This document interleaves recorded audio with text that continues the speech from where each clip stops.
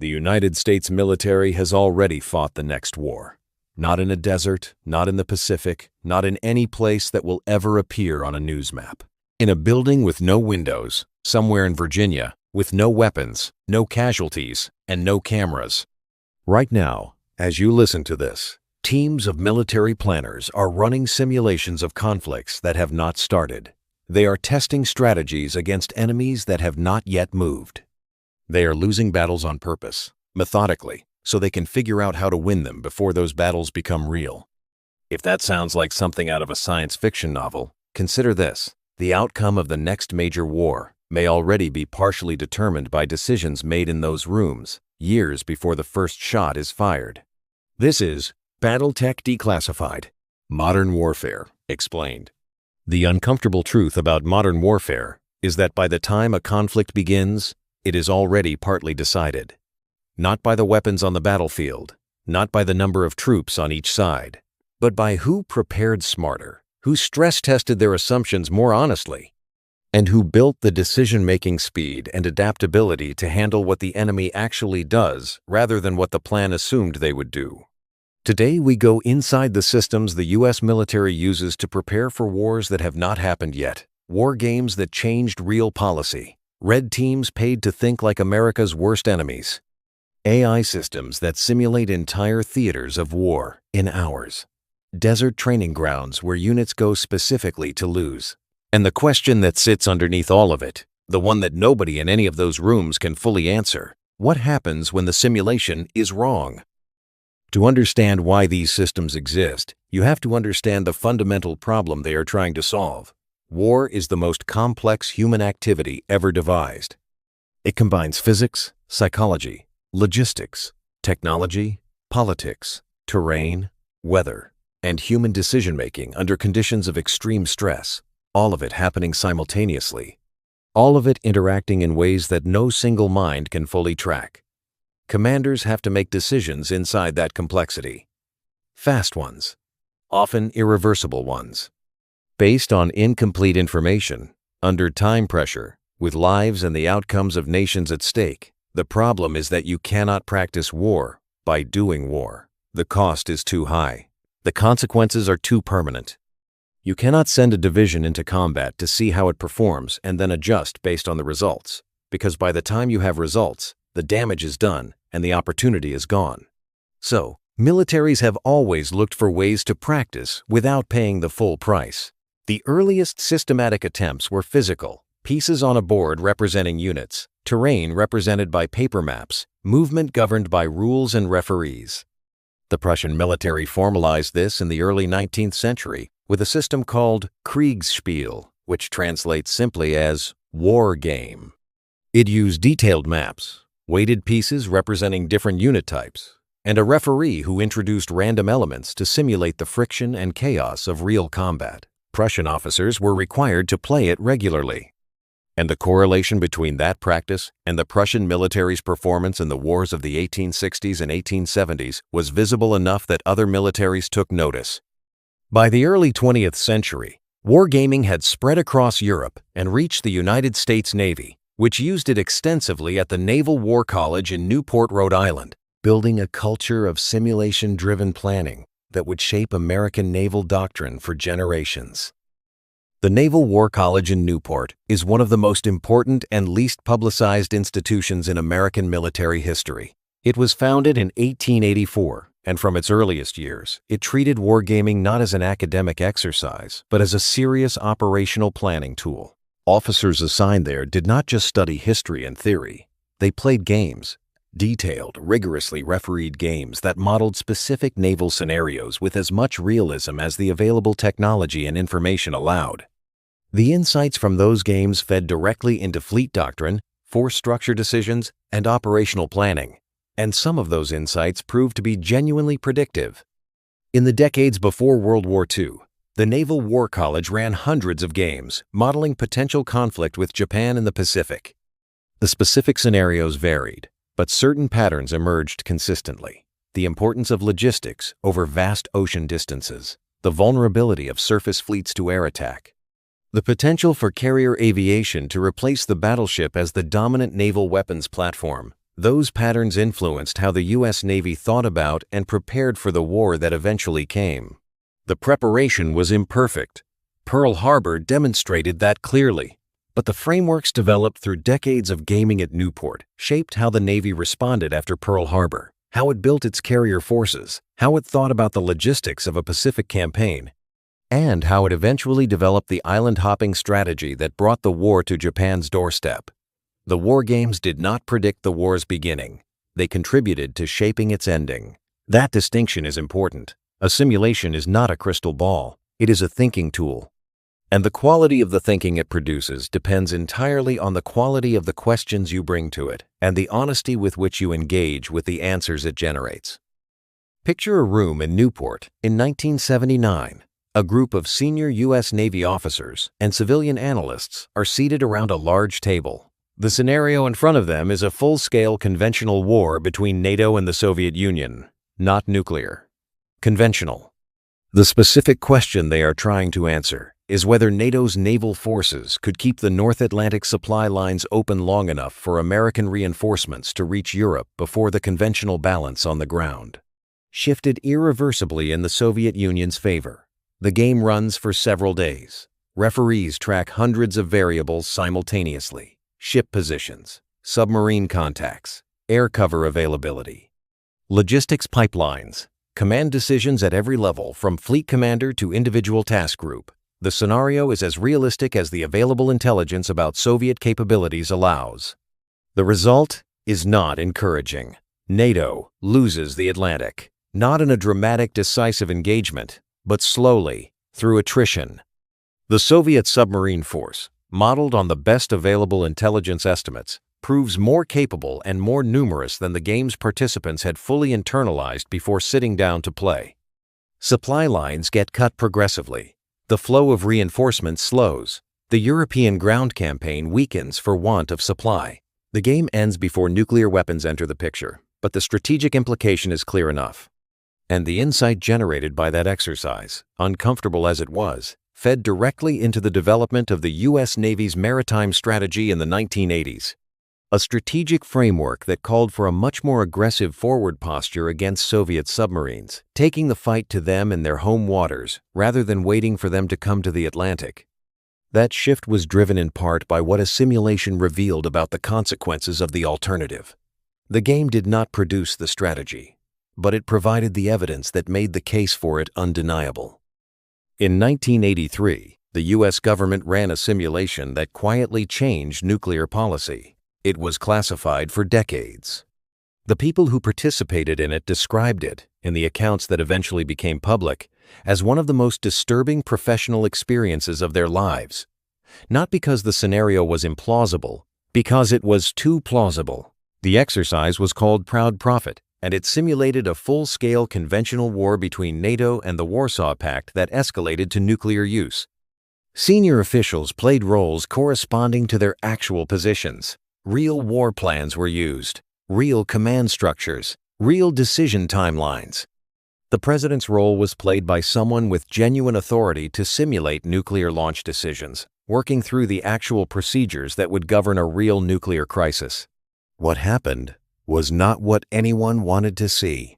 The conventional war escalated to nuclear use faster than the players expected, driven by the internal logic of the scenario rather than by anyone's desire to cross that threshold. Once nuclear weapons entered the picture, the dynamics of the situation pushed both sides toward escalation rather than restraint. Each side's attempts to limit nuclear use were interpreted by the other side as preparation for a larger strike. The decision cycles compressed as the pressure intensified.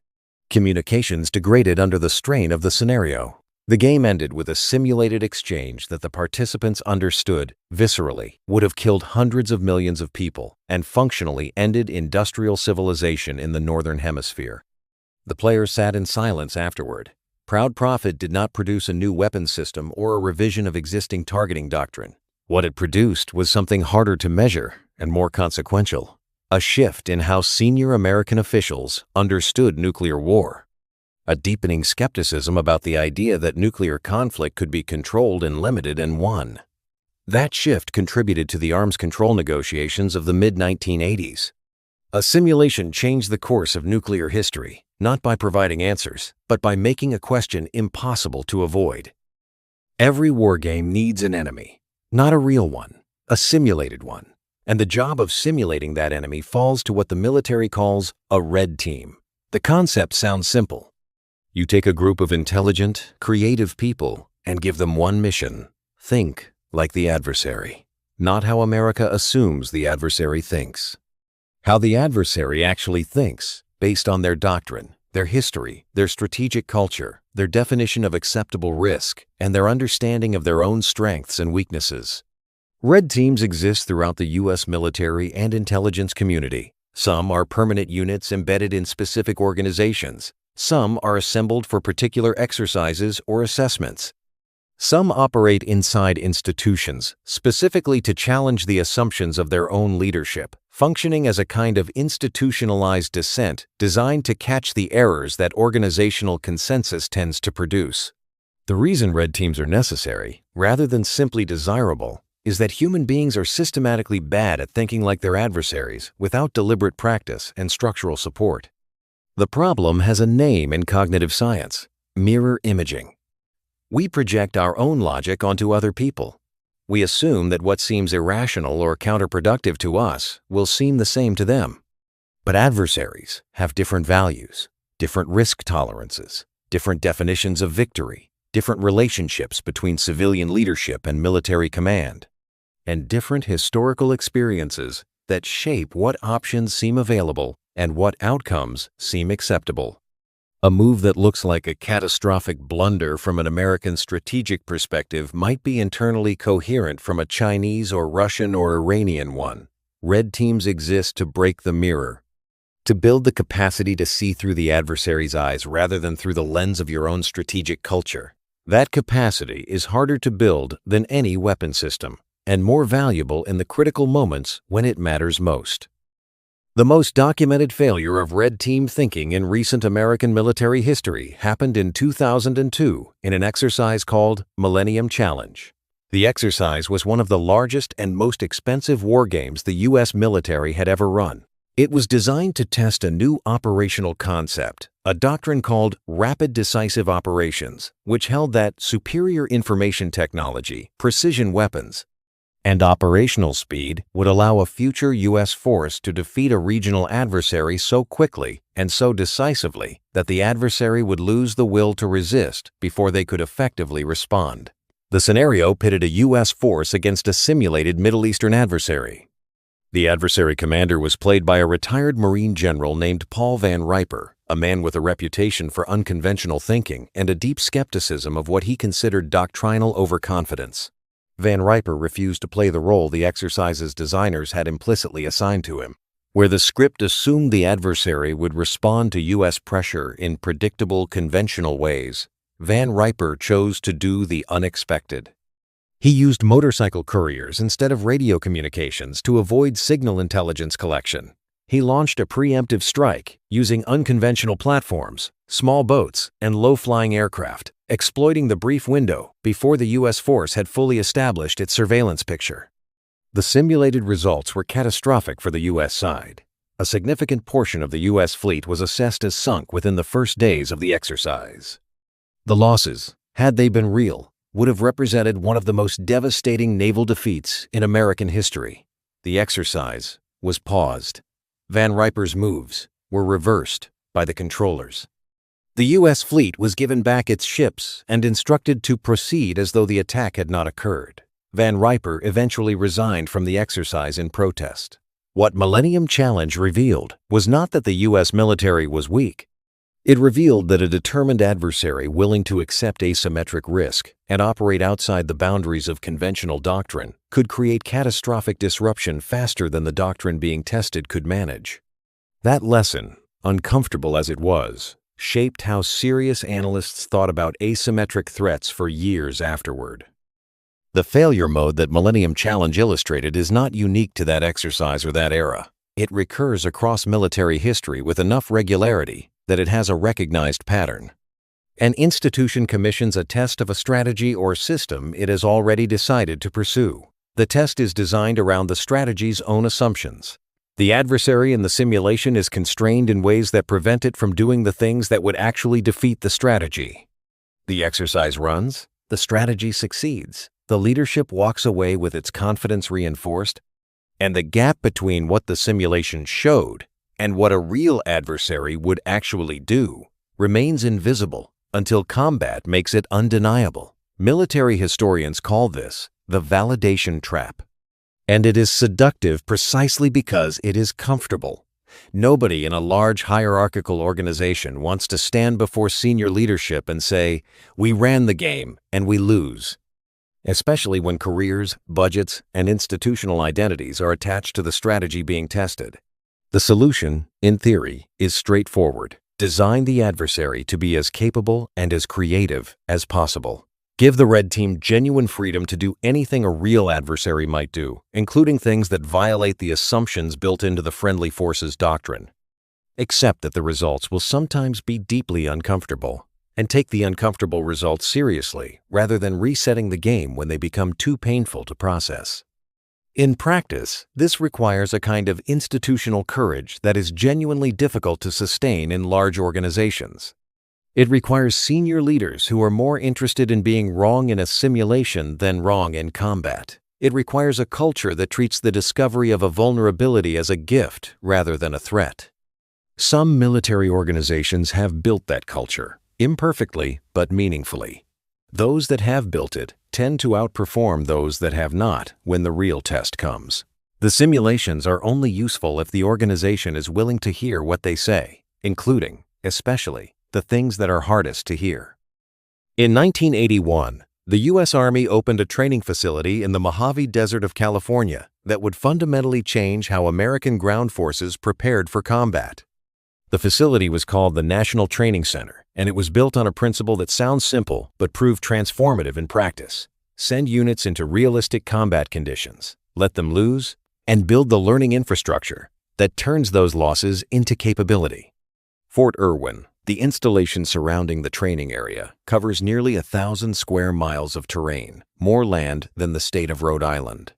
It has its own towns, its own road networks, its own population of role players who simulate local civilians, local officials, tribal leaders, and the complex human terrain that military forces actually operate in. And it has a permanent enemy force called the opposing force, universally abbreviated as OPFOR, whose entire professional purpose is to defeat every unit that comes through the gates. OPFOR does not fight like a generic enemy. They study specific adversary doctrines and tactics in exhaustive detail.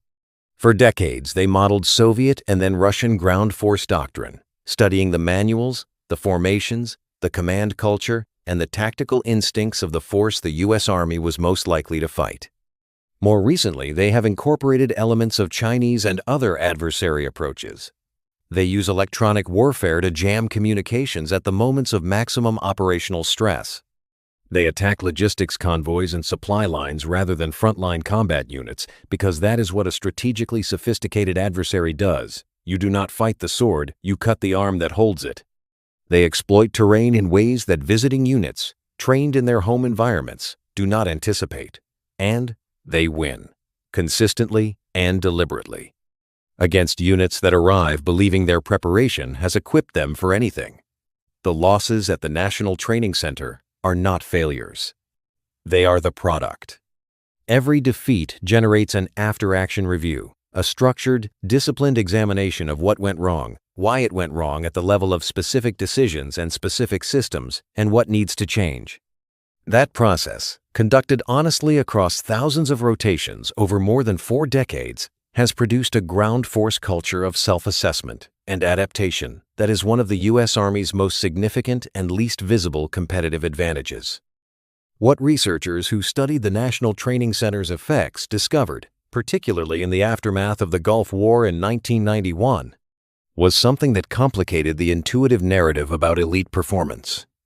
The units that performed best in actual combat were not necessarily the units that had scored highest in their training rotations. They were the units that had learned the most from losing. That distinction between performing well in training and learning deeply from training turned out to matter more than almost any other variable in predicting combat effectiveness. A unit that goes through a National Training Center rotation, gets systematically defeated by OPFOR, and leaves believing the exercise was unrealistic or unfair, has gained almost nothing.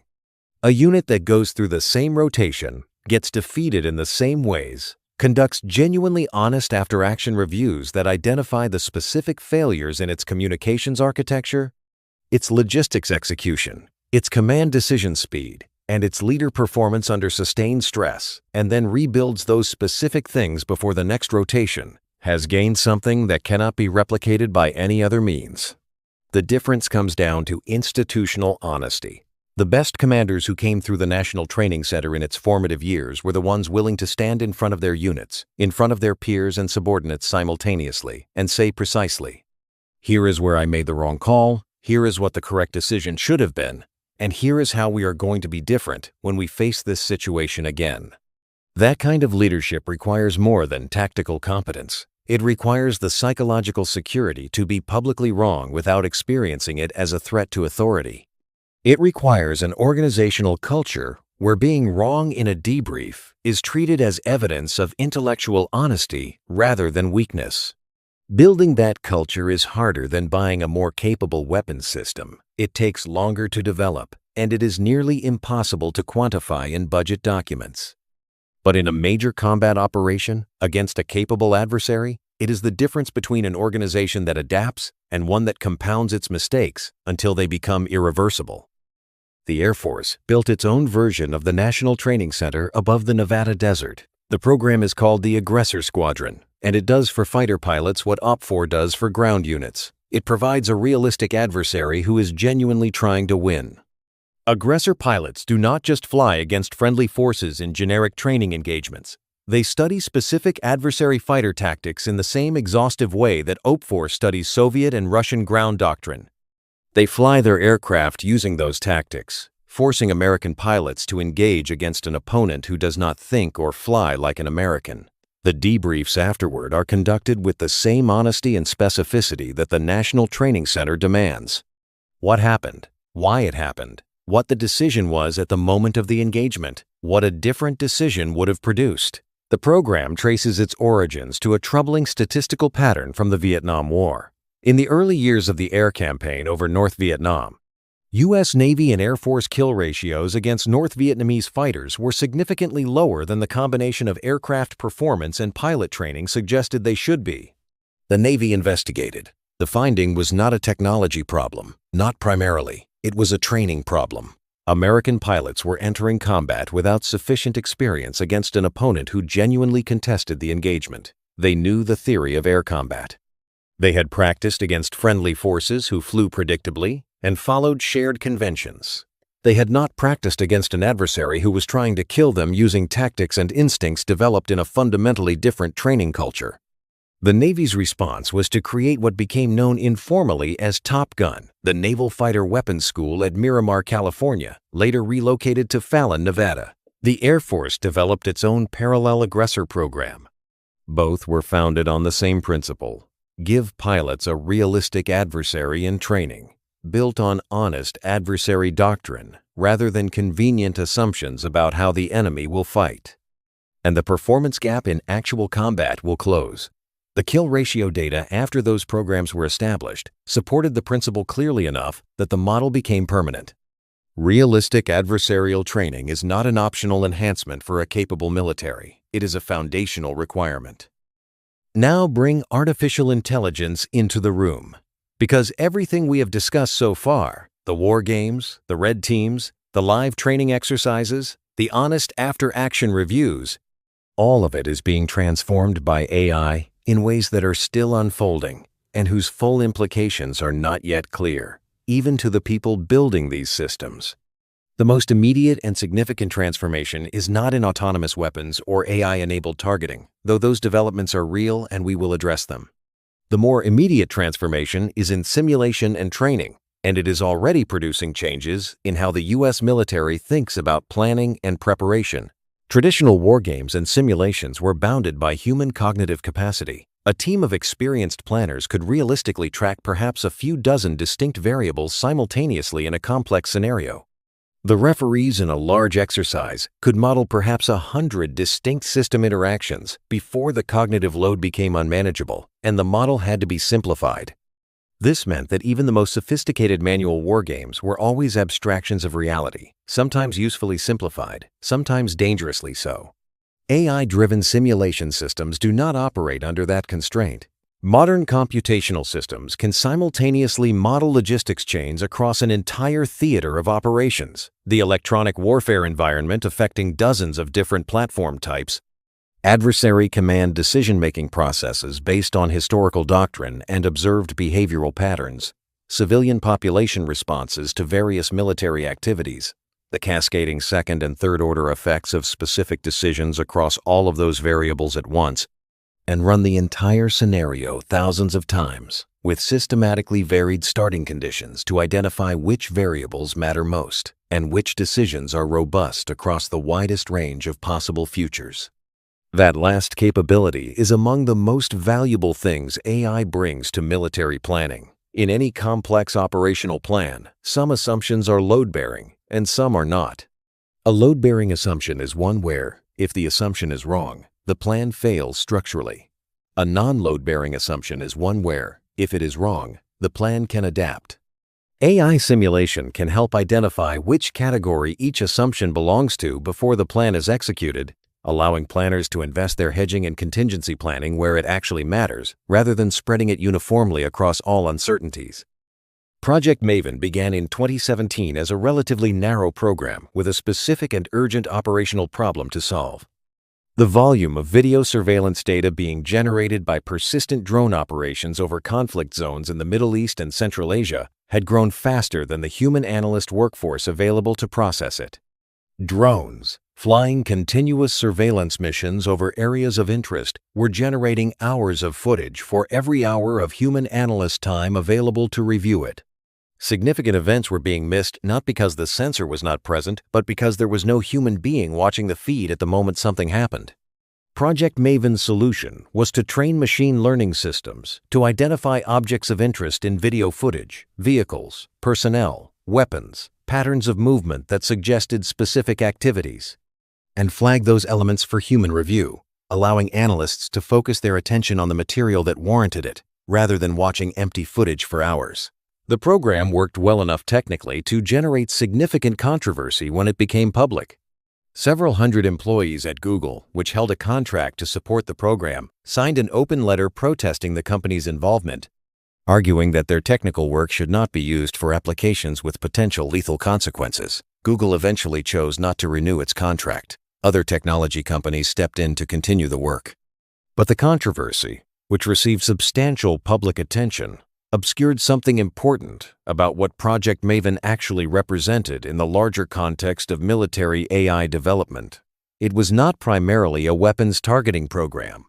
It was a data processing program addressing a real and growing problem: the gap between the volume of information that modern sensor systems can generate and the human capacity to extract meaning from that information. Every sensor system, the military fields, radar, signals intelligence collectors, imagery satellites, communications intercept systems, open-source monitoring tools, generates data continuously. The volume of that data has grown exponentially over the past 2 decades. The human analyst workforce has grown linearly at best. AI is not a complete solution to that problem, but it is a necessary part of any serious attempt to address it. And how the military integrates AI analytical tools into its intelligence and planning processes will shape what it can actually know and decide in the next major conflict.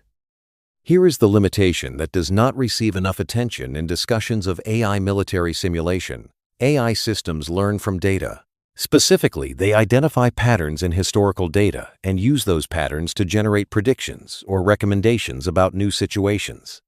This works with impressive reliability when the new situations resemble the data the system was trained on. It works with considerably less reliability, sometimes dangerously less, when the new situations are genuinely novel, and wars, by their nature, consistently produce situations that are genuinely novel. An AI system trained on decades of Cold War military data, on the operational patterns of American forces in the Gulf War, on the counterinsurgency dynamics of Iraq and Afghanistan, will be sophisticated at recognizing patterns consistent with those historical contexts. It will be less reliable when facing situations that fall outside the distribution of its training data, which is to say, when facing exactly the kind of novel threats and unexpected adversary innovations that determine the outcome of wars. The war in Ukraine has made this limitation visible in real time. The conflict that began in February 2022 produced military innovation at a pace and in directions that no AI system trained on pre-2022 data could have fully anticipated. Consumer-grade first-person view racing drones, originally designed for recreational competition, were modified with explosive charges and employed as precision-guided munitions by units that had no access to traditional precision weapons. Commercial quadcopters became the primary artillery spotting tool for units on both sides of the line. Electronic warfare systems to jam drone communications proliferated and evolved faster than any institutional procurement cycle could track, developed and deployed at the unit level through a combination of commercial technology and frontline improvisation. The kill chain for certain tactical engagements compressed from hours to minutes to seconds, driven not by the introduction of new military platforms, but by the creative recombination of existing commercial technology. An AI simulation system running in January 2022, asked to model the conflict that was about to begin, would have produced analysis built on historical patterns of conventional warfare. It would have missed much of what actually defined the conflict, because what actually defined it was genuinely new. This is not an argument against AI in military planning. It is an argument for a specific kind of intellectual humility about what AI simulation can reliably tell you and what it cannot, and for building human judgment that can recognize when the AI model has reached the edge of its reliable operating range. The U.S. military has been studying the Ukraine conflict with the systematic attention of an institution that knows the exam is coming. Not because the military anticipates a war identical to Ukraine. It does not. The geographic, technological, and strategic contexts of a potential Pacific conflict are fundamentally different. But because Ukraine has provided the first sustained high-intensity conventional conflict between forces using modern military technology since the end of the Cold War, and the lessons it is generating are arriving faster than any peacetime analysis could have produced them. Some of what Ukraine has revealed was anticipated in American war games and doctrinal discussions before 2022. The importance of logistics resilience, the vulnerability of large armored formations to precision fires, the significance of electronic warfare in degrading command and control, these were not surprises to serious military analysts. What was less fully anticipated was the specific character of the adaptation on both sides and the speed at which tactical innovation occurred at the unit level, often outrunning the institutional processes designed to identify, assess, and disseminate new practices. The drone dimension is the clearest example of this dynamic. Before 2022, American military thinking about drones focused primarily on large, expensive, professionally operated systems. Predators, Reapers, high-altitude surveillance and strike platforms that represented years of development and tens of millions of dollars per unit. These were significant capabilities, but they were also scarce, centrally controlled, and not the kind of assets that could be fielded by the thousands and adapted on a weekly basis by frontline infantry units. What Ukraine demonstrated was that the relevant drone capability in high-intensity conventional warfare was not primarily these large, expensive systems. It was small, cheap, commercially available technology that could be weaponized, modified, and tactically integrated faster than any institutional procurement process could track. The implications for American training are direct and urgent. The future operational environment will include drone threats that look nothing like the threat systems used in current training exercises, and the relevant response will require units capable of adapting to new drone variants faster than the adversary can introduce them. That kind of adaptability cannot be built through equipment familiarization alone. It requires a training culture that rewards improvisation, values bottom-up innovation, and gives frontline units genuine authority to experiment and adapt without waiting for doctrinal authorization from above. Mission Command is the military's institutional answer to the problem of planning in a world where plans consistently fail to survive contact with reality. The term sounds like bureaucratic jargon. The concept it describes is among the most important ideas in modern military doctrine. Mission Command holds that commanders at every level of an organization should understand the purpose of an operation deeply enough and the commander's intent clearly enough to make good independent decisions when circumstances change in ways that the original plan did not anticipate, without waiting for guidance that may not arrive in time to be useful. It is the recognition that in a fast-moving conflict, the most dangerous thing a subordinate commander can do is often not to make a wrong decision, but to make no decision while waiting for permission. And it is built on a premise that takes years to develop in an organization, that the people closest to the situation, with the most current information about what is actually happening, should have genuine authority to act on that information. Building genuine mission command capability in a large military organization requires two things that are both considerably harder than they sound. The first is leaders who genuinely understand intent, not just the explicit instructions they have been given, but the reasoning behind those instructions, the desired end state, the constraints that are genuinely non-negotiable, and the ones that are preferences rather than requirements. That understanding cannot be transmitted in an operations order. It has to be built through sustained dialogue between commanders and subordinates, through repeated exercises where subordinates are put in situations where they have to make judgment calls without guidance, and then honestly assessed on the quality of their judgment rather than just their compliance. The second requirement is institutional trust that flows downward through the command chain. Senior commanders have to be genuinely willing to give subordinates real decision authority and to accept that some of those decisions will be wrong, because the alternative, an organization trained to wait for permission, is functionally unable to operate at the speed that modern warfare demands. Building that trust requires consistent behavior from the top over years, not weeks. And in the context of preparing for wars that have not started yet, it is among the most important investments any military can make, because the future conflict will not wait for the headquarters to issue guidance. Now we come to the adversaries, because the United States is not running these simulations in isolation. Every major military power on Earth is engaged in its own version of the same process, trying to anticipate future conflicts, stress test its own capabilities and doctrine, identify the vulnerabilities in potential adversary systems, and build the judgment and adaptability to handle the scenarios that no simulation fully captured.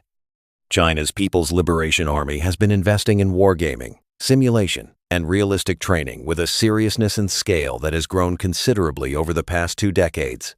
The PLA's modernization program, which accelerated significantly after the Gulf War in 1991, was driven in large part by what Chinese military observers saw when they watched American forces dismantle the Iraqi military in 100 hours of ground combat. What they saw was not simply superior weapons. They saw a military that operated as an integrated system, that made decisions faster than its adversary could respond, and that had clearly developed those capabilities through a training and planning culture significantly different from what the PLA possessed at the time. The Chinese military's response was systematic. Over the following 3 decades, the PLA invested heavily in joint operations doctrine, realistic combined arms training, wargaming infrastructure, and more recently, AI-enabled simulation. Large-scale PLA exercises have grown in complexity and realism. The PLA now conducts joint operations exercises that integrate air, naval, ground, rocket force, cyber, and space elements in ways that would have exceeded its institutional capacity significantly 20 years ago. What is harder to assess from publicly available information, and this is where the public evidence gets thin, is the degree to which those exercises include the kind of genuine adversarial pressure and honest self-assessment that makes the American National Training Center model valuable, rather than simply the appearance of realistic training without the substance. Military exercises can be designed to build genuine capability or to demonstrate political messaging, and the difference matters enormously for what comes out the other side. What is observable is that the PLA has closed significant capability gaps relative to the U.S. military over the past 20 years. How much of that progress reflects genuine improvements in decision-making quality and organizational adaptability, as opposed to technological investment alone, is something that will be resolved one way or another, if the two militaries ever actually fight. Russia's approach to military preparation tells a different story, and in some respects, a more cautionary one. The most revealing public window into Russian military training came through the Zapad exercise series Large-scale simulations conducted roughly every 4 years that model major conventional war against NATO across the European theater. Western military analysts and intelligence agencies tracked these exercises closely, and what they saw raised consistent concerns. The Zapad exercises modeled operations that went well beyond what Russia's official defensive doctrine described. They rehearsed the rapid seizure of territory in the Baltic states and Poland. They practiced the use of information warfare and cyber operations in conjunction with conventional military action. They included scenarios involving the use of tactical nuclear weapons, not as a last resort, but as a tool of escalation management. A signal to NATO that Russia was willing to cross thresholds that Western doctrine treated as absolute. Whether these exercises reflected genuine offensive intentions or were designed primarily to communicate deterrent resolve to NATO planners, they provided detailed information about how Russian forces plan to operate. And that information fed directly into NATO's own force posture decisions and exercise planning throughout the 2010s. And then, in February 2022, Russia invaded Ukraine in a way that looked significantly different from what the Zapad exercises had rehearsed. The initial operation was poorly coordinated. Logistics failed at scale in ways that suggested fundamental planning problems rather than incidental execution errors. Command and control broke down in ways that the Zapad exercises had not revealed, or had revealed but whose implications had not been adequately addressed. Units that had performed adequately in exercises encountered problems in actual combat operations that the exercise environment had not surfaced. The military analysts watching from the outside were left with a question that is still not fully resolved. Did Russia's war games and training exercises fail to accurately predict the performance of Russian forces in combat? Or did Russian leadership have access to accurate assessments from those exercises that suggested significant readiness problems and choose not to believe what those assessments showed because the political decision to act had already been made? Both possibilities are disturbing. The first suggests a fundamental failure of the simulation and training enterprise. The second suggests something potentially worse, that the enterprise worked, generated accurate insights, and those insights were overridden by leadership that had decided what it wanted to believe. The question of whether Russian leadership chose not to believe what its own preparation showed points to something that sits at the center of every military training and simulation enterprise. A problem that no amount of technological sophistication can solve because it is not a technological problem, it is a human one. Simulations and training exercises generate information, but information only changes outcomes if the people who receive it are willing to let it change their thinking. And in large hierarchical organizations with significant institutional investments in existing strategies and existing assumptions, the pressure to interpret information in ways that confirm existing beliefs is constant and powerful. This is not a uniquely Russian problem. The U.S. military has its own documented history of planning failures where exercises and intelligence raised concerns that were set aside by leadership that had made prior commitments. The planning for post-invasion Iraq is the clearest recent example. The concerns raised in pre-invasion war games and planning documents about the stability vacuum that would follow the removal of the Iraqi government were real and documented. Some were addressed, others were set aside. The consequences played out over the following decade. What separates the military organizations that use simulation and training well from those that use them poorly is ultimately a cultural question about how an institution relates to uncomfortable information. An institution that values being wrong in a simulation more than it values being right in briefings to senior leadership will, over time, build the kind of honest preparation that produces genuine readiness. An institution that treats exercises as performance events, where the goal is to demonstrate capability rather than discover limitations, will produce leaders and units who are confident and underprepared. The cultural elements that determine which kind of institution a military is are built slowly, through thousands of individual decisions about how to conduct debriefs, how to treat leaders who report problems rather than successes, how to structure exercises so that discovering a vulnerability is seen as a contribution rather than a failure. They are also destroyed quickly, through a relatively small number of decisions at the top that signal what leadership actually values, regardless of what it officially says. No war game, no matter how sophisticated, can substitute for the organizational culture that determines whether its results will be used honestly. There is a physical dimension to military preparation that is worth examining carefully because it is where the abstract principles of simulation and doctrine become concrete human reality. The National Training Center, the aggressor squadrons, RIMPAC, the special operations selection pipelines, all of these impose real physical demands on real people. And realistic training, by definition, includes real risk. Training accidents kill people. Not in numbers that approach combat casualties, but consistently, year after year, across all the military services. Aircraft crash during training exercises. Ships collide during complex at-sea maneuvers. Soldiers are killed in vehicle accidents, live fire incidents, and parachute operations that go wrong. Special operations training is particularly dangerous because the training is designed to operate at the edge of human physical and cognitive performance, and edges are where failures happen.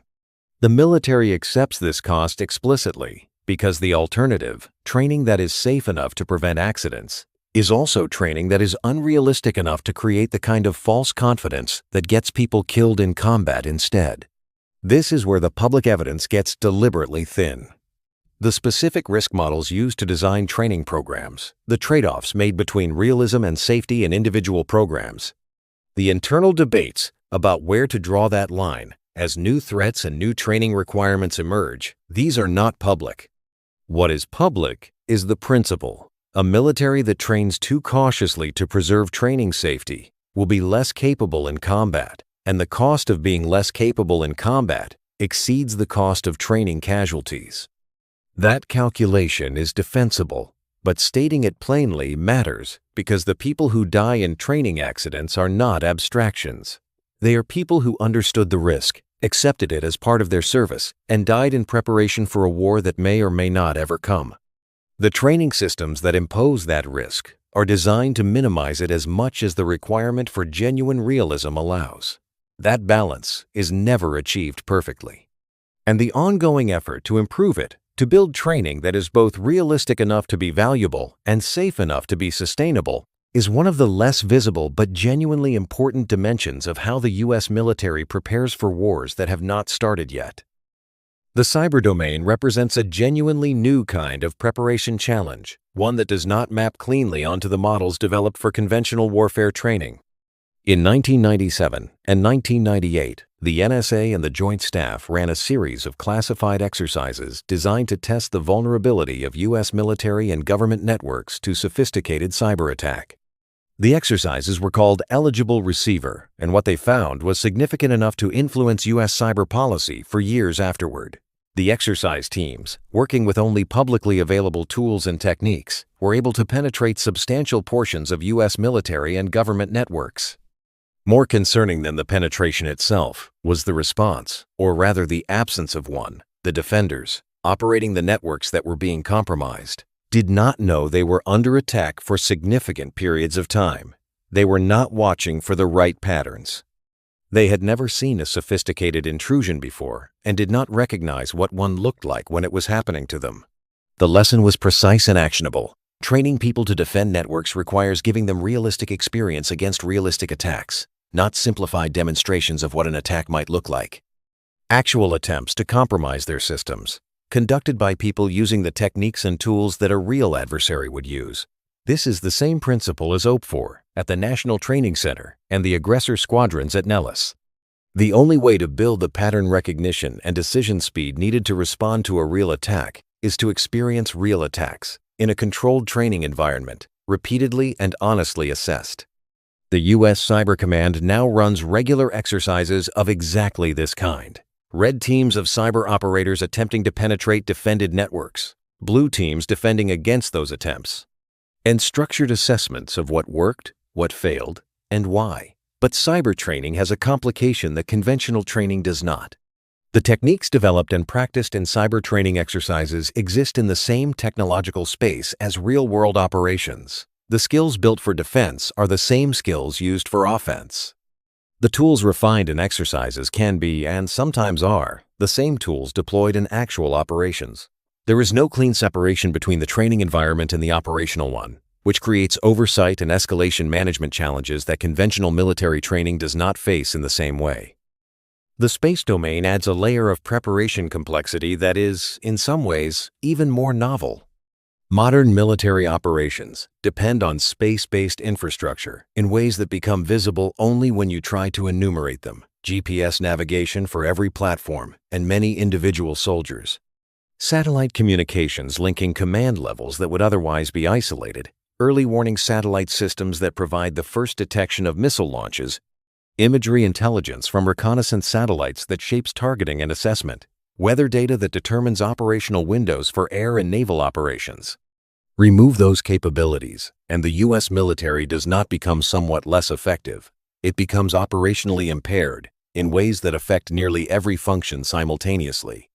China and Russia have both recognized this dependency and invested specifically in capabilities designed to exploit it. China demonstrated a direct ascent anti-satellite missile in 2007, destroying one of its own satellites in a test that created a debris field still affecting orbital operations today.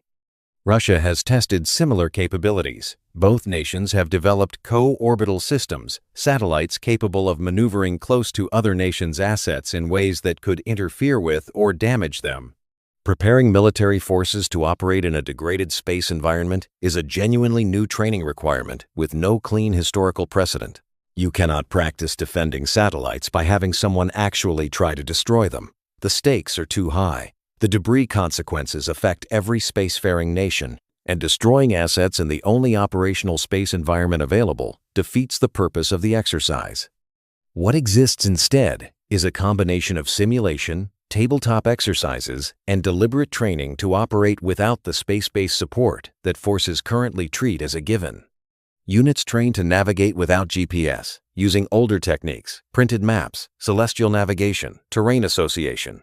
Communications are deliberately degraded in exercises to force operators to develop alternative methods. The effects of satellite outages are replicated in command post exercises to surface the planning and decision vulnerabilities that satellite dependency creates. This training is better than nothing. Whether it is sufficient to prepare forces for the actual operational experience of fighting a sustained high-intensity conflict against an adversary that is actively targeting space-based infrastructure remains an open and genuinely difficult question.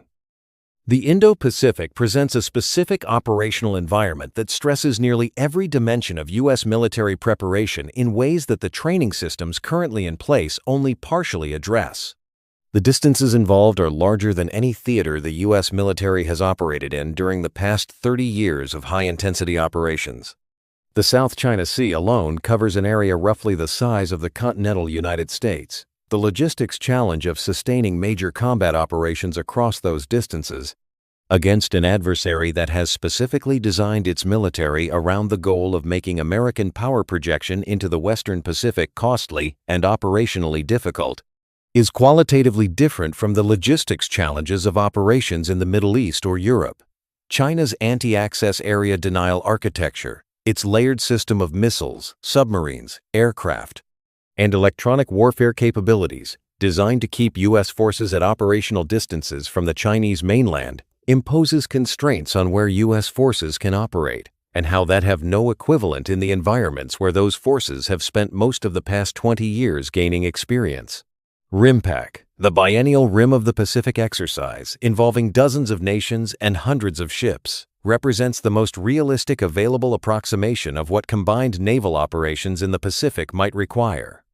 It tests interoperability between allied and partner navies, builds the communication protocols and command relationships that sustained combined operations require, and surfaces the friction points and capability gaps that only become visible when real forces try to operate together in realistic conditions. But RIMPAC is also an exercise conducted in a permissive electromagnetic environment, without live adversary electronic warfare, without the threat of anti-ship missile saturation attacks, without the realistic communication degradation that a conflict with China would impose from the opening hours. The gap between the environment that forces train in during RIMPAC and the environment they would actually operate in during a Pacific conflict is recognized by the people who design those exercises. Closing that gap requires training under more realistic threat conditions than Allied political sensitivities and the practical constraints of operating real ships and aircraft allow in a peacetime exercise. How the U.S. military and its Pacific partners are addressing that constraint is largely outside what the public evidence can show. Special operations training represents the most extreme version of the principles we have been examining throughout this discussion, and it is worth examining in some detail because the model it has developed contains insights that apply well beyond the special operations community.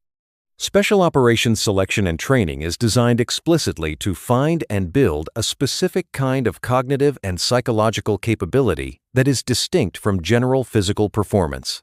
The selection processes for units like the Army Special Forces Groups, the Navy's SEAL teams, the Army's Combat Applications Group, and their equivalents in other services are famous primarily for their physical demands. That fame is somewhat misleading. The physical demands are real and extreme. But their primary purpose is not to select people with exceptional physical capabilities, though that is a result. Their primary purpose is to create a stress environment severe and sustained enough to reveal how a person thinks, makes decisions, and behaves toward others when their body is demanding that they stop and their mind is searching for any reasonable justification to comply with that demand. What the selectors are looking for is not the absence of fear, exhaustion, doubt, or the impulse to quit. They are looking for people who experience all of those things, as every human being does under sufficient stress, and who continue to make sound decisions and maintain effective relationships with the people around them despite them. That capability, which is sometimes described as stress inoculation or psychological resilience, is built through years of deliberate training after selection is complete, language training, cultural education, technical skills across medical, communications, weapons, demolitions, and numerous other disciplines at levels that would qualify the practitioner for professional certification in civilian contexts, and constant, ongoing, realistic exercises that push units to the edge of their current capabilities and incrementally beyond, calibrated to build genuine capability, rather than simply to demonstrate that existing capability can be maintained under pressure. The goal of special operations training is not to produce people who have been prepared for specific scenarios. The scenarios encountered in real operations rarely match the ones trained for in detail. The goal is to produce people capable of figuring out any scenario because their judgment, adaptability, and decision quality under stress are robust enough to function in situations their training did not specifically anticipate. There is a concept in military planning called the last 100 meters problem, and it captures something important about the fundamental limits of preparation that applies at every level of military activity, from individual soldier to theater commander. The phrase refers to the gap between what training prepares a unit or individual for and what they actually encounter when they reach the objective. No matter how realistic and thorough the preparation, the last 100 meters of any real operation contains variables that the training could not have fully anticipated. The terrain looks different from the aerial imagery. The enemy has made a decision that the intelligence assessment did not predict. A key piece of equipment has failed at the worst possible moment. A civilian is present where no civilian should be. The communications link to higher headquarters has gone silent. The plan, which was sound in the planning environment, now requires adaptation that the plan itself cannot specify because the situation requiring the adaptation was not the situation the plan was built for. The last 100 meters problem cannot be solved. It can only be managed. And the way it is managed is by building, through years of realistic training, the judgment, adaptability, and decision speed to handle the unexpected without losing the essential thread of the mission. This is what the best training systems actually produce, even when they do not describe their output in those terms. A national training center rotation does not teach a unit how to handle every specific situation it will face in combat. It teaches the unit how to operate as a system under pressure, how to communicate when communications are degraded, how to make decisions when information is incomplete, how to sustain mission focus when the original plan has broken down and a new one needs to be improvised. The specific scenarios encountered in training are vehicles for building that general capability. The capability is what matters. And its value becomes most visible precisely in the situations that training could not specifically anticipate, which is to say, in every real operation that has ever been conducted. The question that sits at the center of everything we have been examining is one that military planners will not answer publicly and perhaps cannot answer with certainty even privately. How well does the current American military training enterprise actually prepare forces for the specific conflicts most likely to occur in the coming decade? Not in general terms, in specific terms. A high-intensity conventional conflict in the Western Pacific against Chinese forces that have studied American doctrine and built specific capabilities to defeat it, in an electromagnetic environment degraded by sophisticated electronic warfare against adversary systems designed to deny the space-based infrastructure that American operations currently depend on, at logistics distances that strain every supply chain the current force is designed to maintain. That is the scenario that drives the highest levels of American military planning. And the honest assessment of how well current training prepares forces for it is not publicly available, because the honest assessment would reveal both the genuine capabilities and the genuine gaps in ways that would be operationally valuable to potential adversaries. What is publicly available points toward a mixed picture. The U.S. military has significant genuine advantages in certain dimensions of the relevant preparation. The wargaming culture developed at institutions like the Naval War College, the realistic training infrastructure of the National Training Center and its equivalents for other services, the Special Operations Pipeline, the Cyber Training Enterprise, the joint exercise programs with Pacific allies. These represent decades of investment in genuine capability building that cannot be replicated quickly by an adversary starting from a lower baseline. At the same time, the specific operational environment of a Pacific conflict imposes requirements that current training systems only partially address. The electromagnetic degradation, the logistics demands, the geographic scale, the specific characteristics of the adversary's anti-access systems. All of these create preparation challenges that the available evidence suggests are recognized and being worked, but not yet fully solved. The gap between the training environment and the operational environment the force might actually face is a known problem. Known problems are manageable. The unknown problems, the things that the simulations and exercises have not surfaced because the question has not been asked in the right way, are the ones that determine outcomes in ways that only become visible after the fact. The most important thing that any military training system produces is not a capability checklist. It is not a set of validated tactics or a collection of demonstrated equipment performance parameters. It is judgment. The word is simple, and the concept it describes is not simple at all. Military judgment is the capacity to look at a situation that does not match any scenario previously encountered, identify what matters most in that specific situation and what matters least, make a decision that is good enough given the information available and the time available and the resources available, and commit to that decision with enough confidence to execute it effectively while remaining genuinely open to revising it as new information arrives. That capacity cannot be downloaded or briefed. It cannot be purchased or mandated. It can only be built through sustained exposure to realistic pressure, honest feedback on the quality of decisions made under that pressure, and the discipline of learning from the failures that realistic pressure inevitably generates.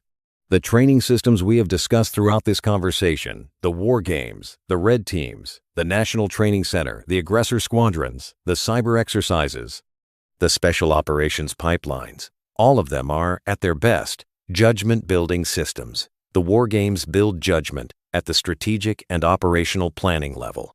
The National Training Center builds it at the unit and leader level in ground combat. The aggressor squadrons build it in the specific domain of air combat. The special operations pipelines build it in the context of small unit operations in complex environments. The cyber exercises build it in the domain of network operations. None of them builds it perfectly or completely. All of them build it more effectively than the alternatives. And the cumulative effect of decades of investment in these systems is a military force that enters any conflict with more of that judgment distributed throughout its ranks than any adversary that has not made equivalent investments. Whether that advantage is sufficient for the specific conflict that will actually occur, in the specific operational environment where it occurs, against the specific adversary who chooses to fight, is the question that preparation can only partially answer. The rest of the answer comes from the conflict itself. Let us step back and examine the strategic function of military preparation that operates independently of whether war ever actually occurs. The entire enterprise of wargaming, realistic training, and honest self-assessment serves a deterrence function as well as a warfighting function. Deterrence, in strategic terms, is the condition where a potential adversary calculates that the cost of using military force against you exceeds any achievable benefit. That calculation depends on the adversary's assessment of your military capability and your will to use it. And that assessment is shaped, in part, by what the adversary can observe about how you train, what capabilities you demonstrate in exercises, and how effectively your forces perform when they do operate. A military that conducts realistic, large-scale joint exercises with allied forces in the Pacific, that demonstrates genuine combined arms integration, that maintains visible readiness across its force structure, is communicating something to potential adversaries that is intended to discourage them from testing that capability. That communication is a strategic function of the training enterprise that receives far less attention than the warfighting function, but is in some ways more important. A military that trains realistically and maintains genuine readiness contributes to the stability that reduces the probability of the conflicts it is prepared to fight. A military that trains to appearances, that conducts exercises designed to generate impressive imagery rather than genuine capability, that maintains readiness in forms that look credible but would not hold up under sustained operational stress, undermines deterrence, and increases the risk of the conflicts it was supposed to prevent.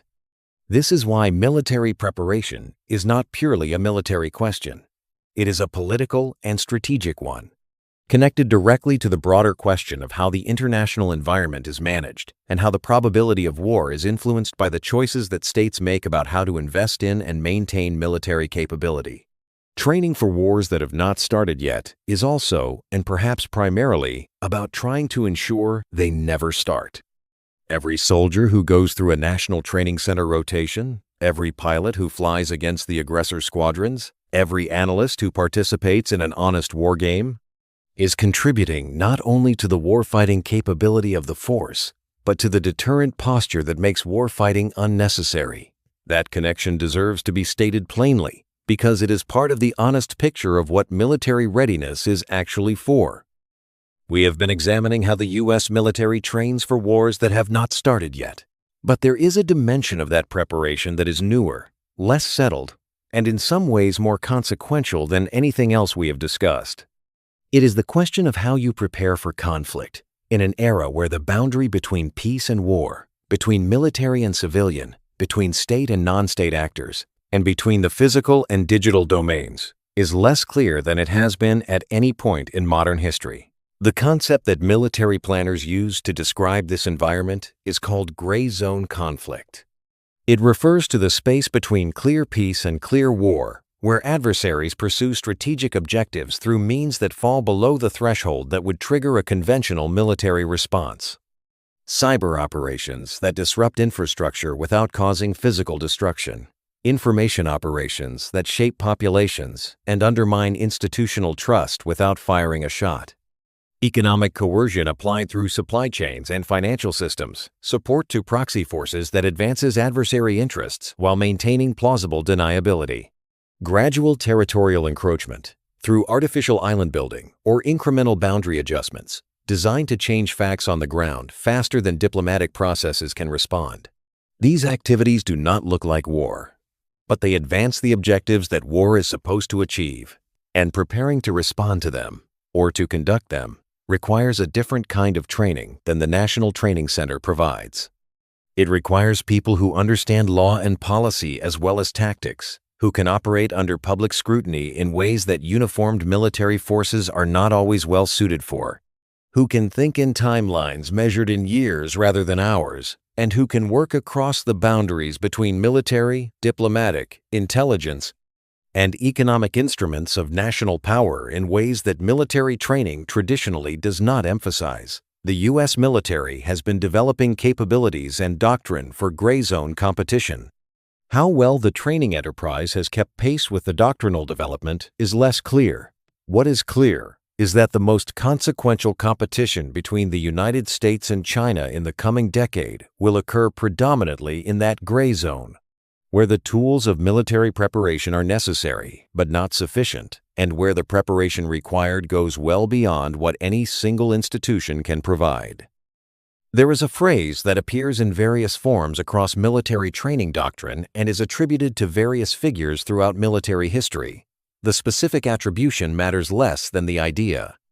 Train hard, fight easy. The inverse is equally important, though less often stated. Train easy, fight hard. If training is easier than combat, combat will be a shock. If training is harder than combat, combat will be, if not easy, at least manageable in ways it otherwise would not be. The entire philosophy of the National Training Center, the aggressor squadrons, the honest war games, the cyber red teams is built on the first half of that principle. Make training harder than combat by removing the protections that would be unavailable in a real fight, imposing the friction and uncertainty and adversarial pressure that are the defining conditions of actual warfare, and building in the honest assessment infrastructure that makes the difficulty educationally productive rather than simply physically or psychologically costly. The U.S. military does not always live up to this principle consistently across all of its training programs. Large institutions have uneven quality. Some training programs are more realistic than others. Some after-action reviews are more honest than others. Some exercises are designed primarily for appearances.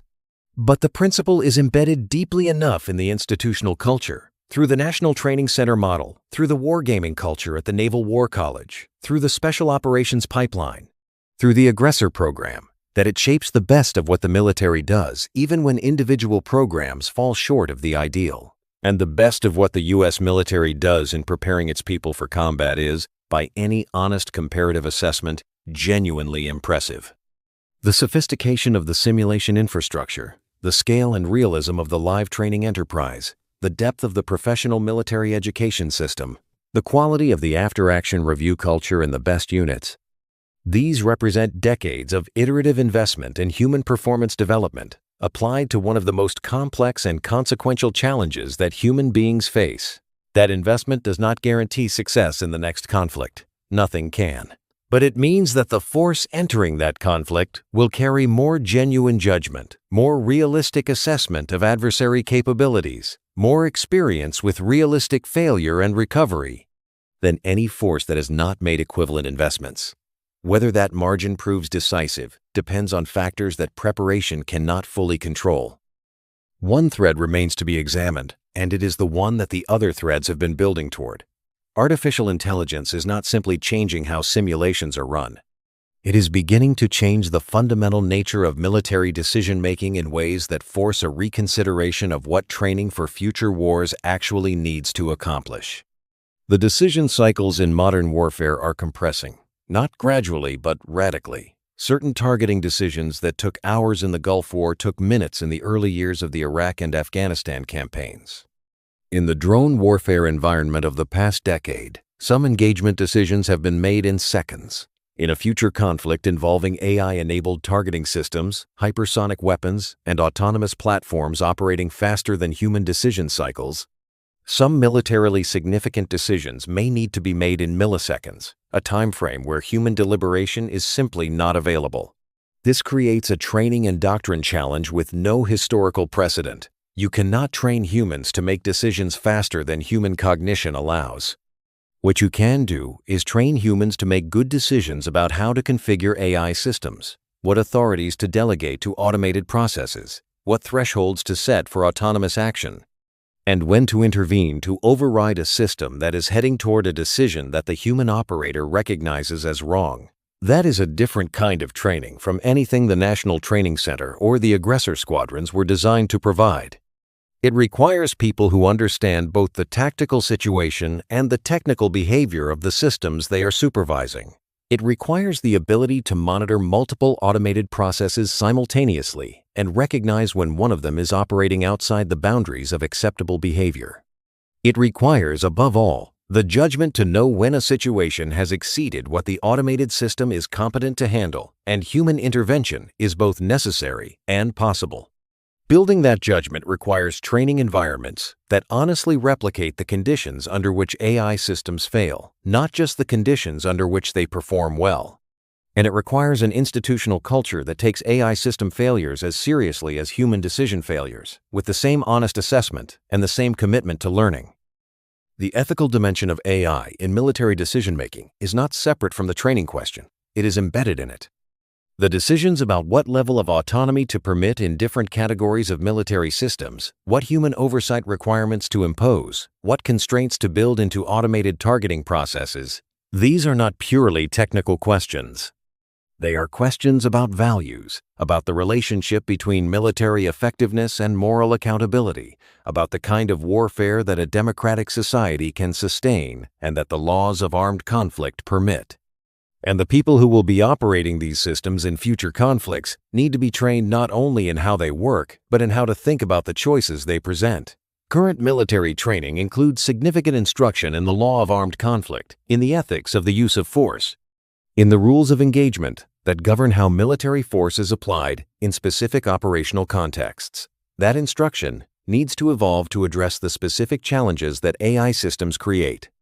Situations where an automated system produces a recommendation that is technically within the rules of engagement, but that a thoughtful human operator recognizes as wrong given contextual information that the system cannot process.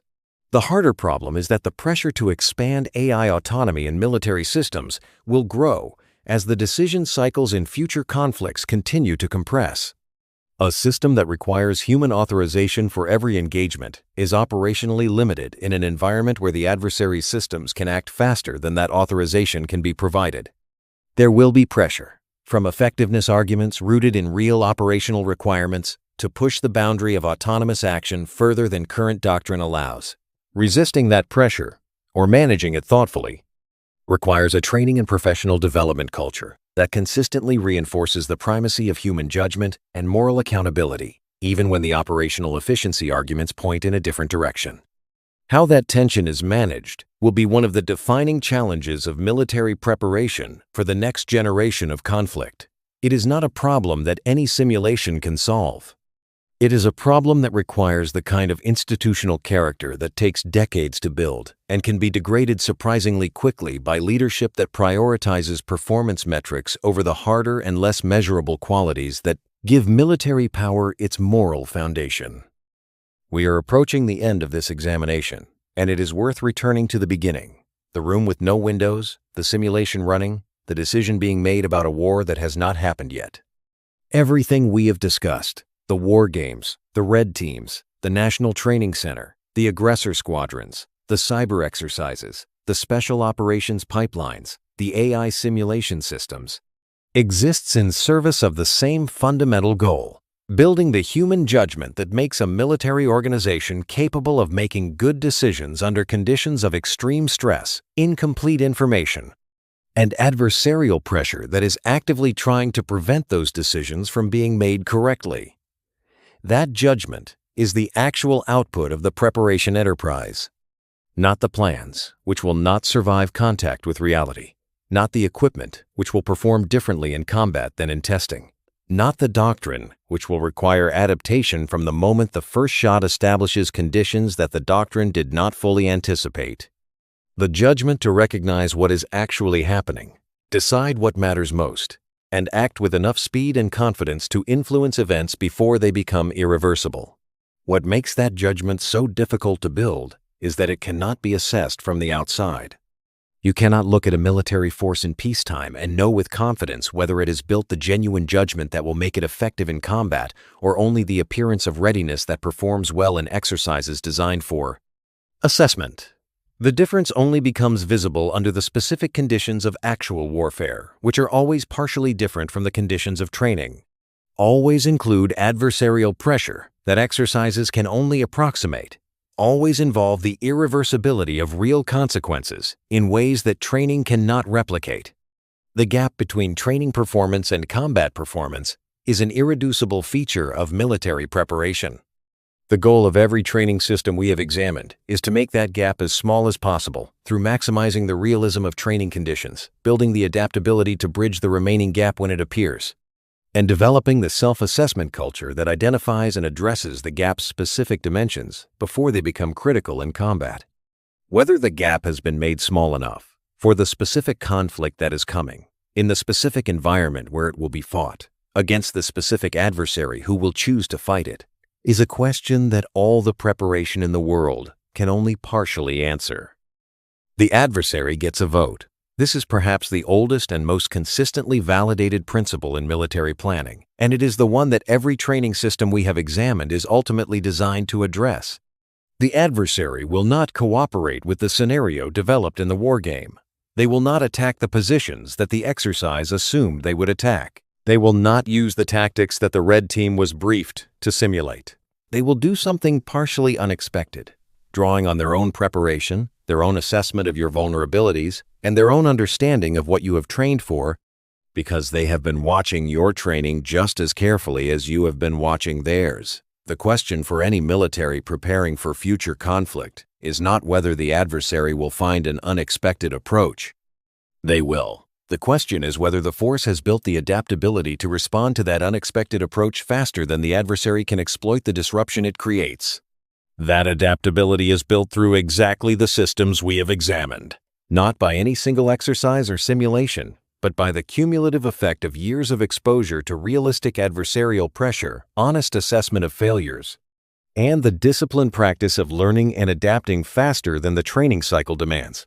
The U.S. military has invested more systematically in building that adaptability than any other military in the world, through the National Training Center model, through the wargaming culture, through the professional military education system, through the special operations pipeline. The investments are uneven across the force. Some programs are more effective than others. Some services have built stronger self-assessment cultures than others. The quality of preparation is not uniform. But the system as a whole has been shaped by decades of deliberate investment in the principle that the only preparation worth having is preparation that honestly confronts the adversary's best possible response, not the adversary you would prefer to face. That principle, consistently applied, is the difference between a military that adapts in contact and one that discovers its limitations when it can no longer afford them. The United States military has already fought the next war. In rooms with no windows, in deserts where the enemy is always trying to win, in simulations running thousands of scenarios simultaneously, in cockpits where the adversary flies. Like someone who has studied every American habit, it has lost that war many times, deliberately, because losing in preparation is the price of winning in reality. It has built systems of genuine sophistication to model adversaries, stress test assumptions, surface the questions that comfortable planning would prefer not to ask, and develop the adaptive capacity to handle the scenarios that no simulation captured. It has done this imperfectly, with all the institutional resistance and political friction that attends any large human organization trying to hold itself honestly accountable. And it has produced, through that imperfect and ongoing process, something that cannot be purchased or mandated or transferred. A culture of preparation that takes its own limitations seriously enough to do something about them, even when doing something about them is uncomfortable. The next war, if it comes, will not look exactly like the war games predicted. It never does. The adversary will do something that the simulation did not fully capture. The technology will behave in ways that the testing did not reveal. The political environment will impose constraints that no exercise modeled. The humans involved will make decisions that no AI system anticipated, for reasons that only make sense in the specific context of the specific moment when those decisions had to be made. What the preparation has built is not the ability to execute a perfect plan in a predictable environment. It is the ability to make good enough decisions, fast enough, in an environment that is actively trying to make good decisions impossible. That is what wars are actually decided by, not the plan, but the quality of the judgment that improvises when the plan breaks. Somewhere, right now, in a room with no windows, someone is already trying to build that judgment. Trying to ensure that when the real test comes, the preparation was honest enough, deep enough, and adaptable enough to matter. This has been BattleTech Declassified, Modern Warfare, Explained.